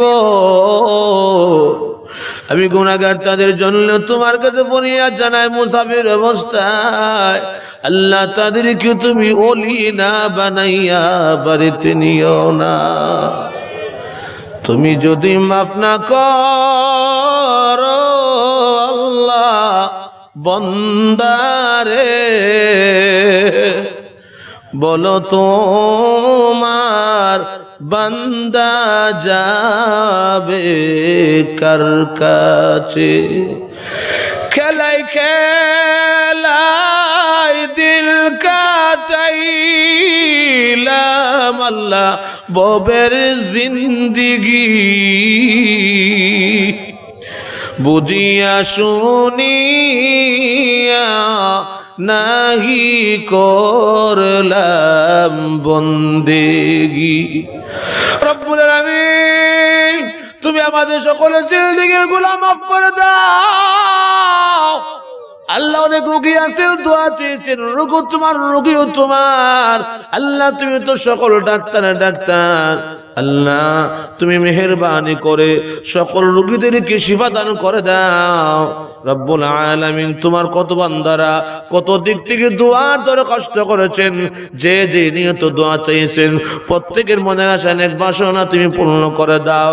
আজকের মাহফিল তুমি কিয়ামত পর্যন্ত কায়েম করো আল্লাহ। বিশেষ করে আল্লাহ 30 লক্ষ শহীদের রক্তের বিনিময়ে সোনার বাংলাদেশ, আল্লাহ তুমি আমাদের দেশে খাস রহমত নাজিল করে দাও। আল্লাহ আমাদের সকলকে হিংসা বিদ্বেষের রাজনীতি পরিহার করার মতো তৌফিক দাও। আল্লাহ মিল মুহাব্বতে বন্ধনে আবদ্ধ করো সকল রাজনৈতিক নেতা কর্মীদেরকে। আল্লাহ দুনিয়াতে আমাদের বাংলাদেশটারে আল্লাহ সুন্দরকে পরিচালনা করার মতো তৌফিক তাদেরকে দান করে দাও রব্বুল আলামিন। আল্লাহ আমরা যেদিন পৃথিবীর জমিন থেকে বিদায় হয়ে যাব সেদিন তুমি আমাদেরকে স্ট্রোক করাইয়া মরণ দিও না আল্লাহ, আগুনে পুরাইয়া মরণ দিও না, পানিতে ডুবাইয়া মরণ দিও না আল্লাহ। প্যারালাইসিস দিয়া বিছনায় ফেলে রেখে তুমি মরণ দিও না। অ্যাক্সিডেন্ট করাইয়া রাস্তাঘাটে অপমান করে বেইজ্জতের মরণ দিও না। যেদিন মৃত্যু দিবা রমজান মাসে লাইলাতুল কদরের রাত্রে জুমার দিনে নামাজের সেজদার মধ্যে মালাকুল মাউত আজরাইল তুমি পাঠাইয়া দিও। রব্বানা তাকাব্বাল মিন্না ইন্নাকা আনতাস সামিউল আলিম ওয়া তুব আলাইনা ইয়া মাওলানা ইন্নাকা আনতাত তাওয়াবুর রহিম বিফadli সুবহানা রাব্বিকা রাব্বিল ইজ্জাতি আম্মা ইয়াসিফুন ওয়া সালামুন আলাল মুরসালিন والحمدلله رب العالمين آمين آمين برحمتك يا أرحم الراحمين. السلام عليكم.